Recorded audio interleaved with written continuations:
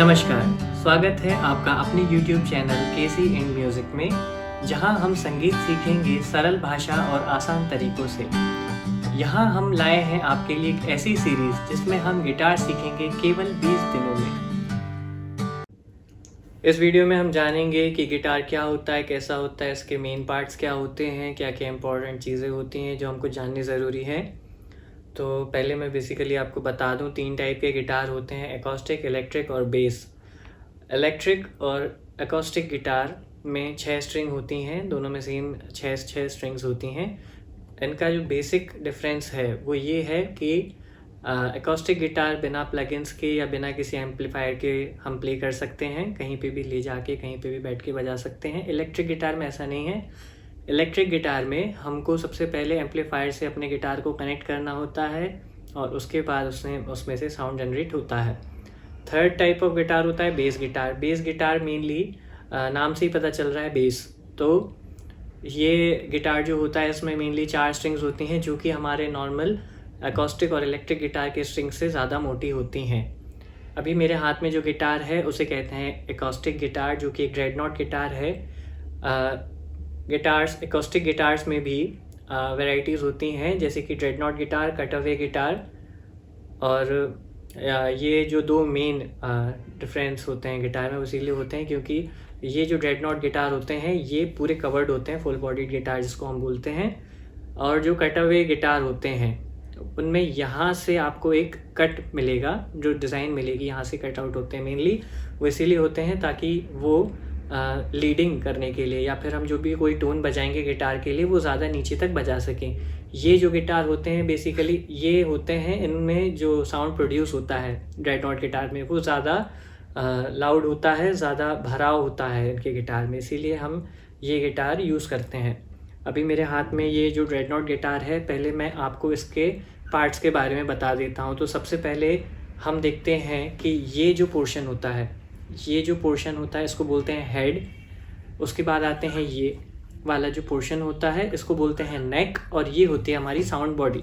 इनको हम deeply observe करेंगे और देखते हैं इनमें क्या क्या होता है। तो सबसे पहले हेड पोर्शन में अगर हम आएँ तो यहाँ पे होती हैं ट्यूनिंग कीज़, जो कि 6 अलग अलग तारों के लिए अलग अलग ट्यूनिंग कीज़ हैं, जिसको क्लॉकवाइज और एंटी क्लॉकवाइज घुमाने से इनके जो तार हैं वो ढीले या टाइट होते हैं। इसके बाद आते हैं हम नेक पे। तो नेक को बेसिकली गिटार की लैंग्वेज में बोला जाता है फ्रेट बोर्ड। स्टील के फ्रेट्स होते हैं इसके ऊपर, जो कि आप देख रहे हैं यहाँ पे स्टील के फ्रेट्स होते हैं। तो ये बेसिकली एकॉस्टिक गिटार में 18 से 21 होते हैं, इस गिटार में 20 फ्रेट्स हैं। और आप देख रहे होंगे कि यहाँ पे ये जो डॉट बने हैं, इन डॉट का क्या मतलब होता है, आपके दिमाग में ये सवाल आया होगा कि ये डॉट किस लिए होते हैं। तो हमको ये काउंट ना करना पड़े, इसीलिए हम ये, जैसे कि फॉर एग्जांपल हम ये वाला कॉर्ड या फिर कोई भी नोट प्रेस करते हैं तो हमको ये पता चल जाता है ये डॉट देखकर कि हम कौन से फ्रेट पर हैं। इसी के साथ में जो प्लेयर होता है, जो गिटार प्लेयर होता है, वो गिटार के इस वाले पार्ट को नहीं देखता है। तो उसको कैसे पता चलता है कि कौन से पार्ट पे या कौन से नंबर के फ्रेट पे वो प्ले कर रहा है। इसीलिए साइड में यहाँ पे कुछ डॉट्स आपको दिखाई दे रहे होंगे, तो इनको देख के गिटार प्लेयर पता करता है कि वो कौन से फ्रेट पे है।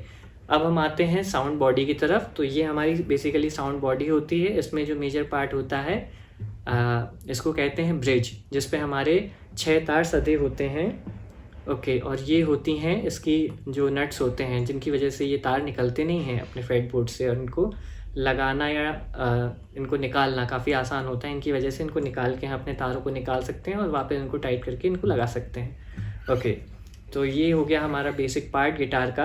अब हम आते हैं कि स्ट्रिंग्स पे। तो बेसिकली मैंने आपको बताया कि फ्रेट बोर्ड कहलाता है। इस पे इसके ऊपर 6 स्ट्रिंग्स आपको दिखाई दे रहे होंगे, 6 स्ट्रिंग्स। ओके, तो हमको क्या, बेसिकली हम फ्रेट बोर्ड के ऊपर जब उंगली प्लेस करते हैं, अपनी फिंगर प्लेस करते हैं, और उसके बाद इसमें से साउंड निकालने के लिए हमको इसको बजाना पड़ता है फॉर एग्जांपल।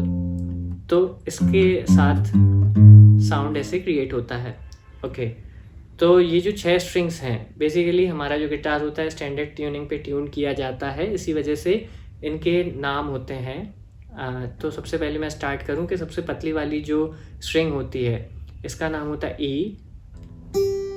उसके बाद हम ऊपर आते हैं, जो सेकेंड स्ट्रिंग है ये है बी, उसके बाद हम आते हैं तो ये है जी, उसके बाद डी, उसके बाद ए और उसके बाद ई। तो ये सारी स्ट्रिंग एक ऑर्डर में लगी हुई हैं। आप देख पा रहे हैं जैसे कि फ्रेटबोर्ड पे सबसे ऊपर वाली स्ट्रिंग सबसे मोटी है, उसके बाद थिकनेस इनकी बढ़ने लगती है तो ये और पतले होने लगते हैं। जैसे कि आप देख पा रहे हैं सबसे मोटा, उससे थोड़ा पतला, पतला पतला पतला, सबसे पतला। ओके, अब आपके दिमाग में क्वेश्चन आ गया, ये स्टैंडर्ड ट्यूनिंग क्या होती है? स्टैंडर्ड ट्यूनिंग जो हमारे पूरे ऑल ओवर वर्ल्ड में जिस पे गिटार ट्यून किया जाता है। अब मैं आपको बताऊंगा कि स्टैंडर्ड ट्यूनिंग पे हम अपना गिटार ट्यून कैसे कर सकते हैं। तो चलिए शुरू करते हैं। सबसे पहले आपको प्ले स्टोर पे जाना है, वहाँ पे आपको सर्च करना है गिटार ट्यूनर।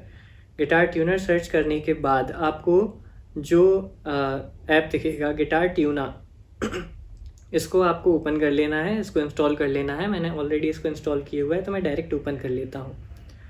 ओके, इसमें कुछ परमिशंस है, स्टार्ट नाउ। इसमें काफ़ी सारे इंस्ट्रूमेंट हैं बट अभी हमको सिर्फ गिटार की ज़रूरत है, हमको गिटार ट्यून करना है, इसीलिए हम गिटार को सेलेक्ट कर लेते हैं। परमिशंस के लिए माइक्रोफोन परमिशन अलाउ कर देते हैं। सब्सक्रिप्शन के लिए हमको अभी सब्सक्रिप्शन की कोई ज़रूरत नहीं है, हम इसको फ्री यूज़ कर रहे हैं अभी। तो ये जो ऐप है बिल्कुल फ्री है, आपको प्ले स्टोर पे आसानी से मिल जाएगा। इसका लिंक मैं आपको डिस्क्रिप्शन से दे दूँगा, तो आप वहाँ से जाके इसको डाउनलोड कर सकते हैं। नाउ कि अभी मैं अपने गिटार को ट्यून करके बताऊँगा। सबसे पहले हम अपनी सबसे मोटी वाली जो ई स्ट्रिंग है उसको चेक करते हैं, वो कितना ट्यून है कितना नहीं है। ओके, तो अभी आपको जैसे कि स्क्रीन पर दिखाई दे रहा है कि अभी ये ट्यून नहीं है, अभी ये -4 5 6 ऐसा बता रहा है। तो हमको क्या करना है, इसको टाइट करना है, इसको बजाते हुए इसको घुमाते चलिए। क्लॉकवाइज इसको घुमाइए तो ये टाइट होगा, एंटी क्लॉकवाइज इसको घुमाएंगे तो ढीला होगा। तो अभी क्योंकि ये थोड़ा सा नीचे है, मतलब माइनस में जा रहा है, और हमको इसको रेड लाइन पर लाना है, तो हम इसको धीरे धीरे टाइट करते जाएंगे।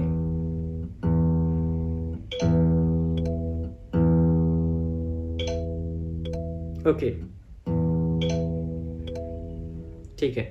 तो जैसा कि आपने देखा अभी हमारी ई स्ट्रिंग ट्यून हो गई है। अब हम सेकंड स्ट्रिंग पे जाते हैं अपने। ओके, तो ये हमारी ए स्ट्रिंग है बट ये हम देख रहे हैं कि +6 पे जा रही है, तो हमको इसको एंटी क्लॉकवाइज घुमाना पड़ेगा ताकि हम इसको थोड़ा ढीला करके ट्यून कर पाए ए पर।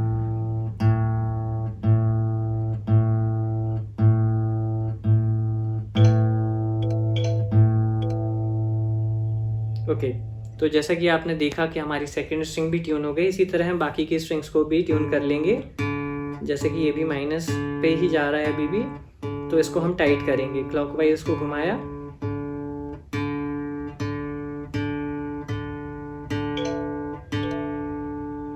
ओके, नाउ नेक्स्ट इसको एंटी क्लॉकवाइज घुमाएंगे ताकि ये ढीला हो, क्योंकि अभी ये प्लस पे है। Okay, now next B string clockwise.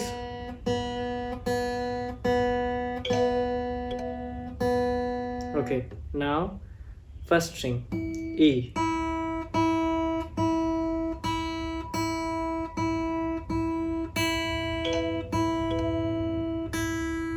Okay, तो जैसा कि आपने देखा गिटार ट्यूनर हमारा ऐसे काम करता है।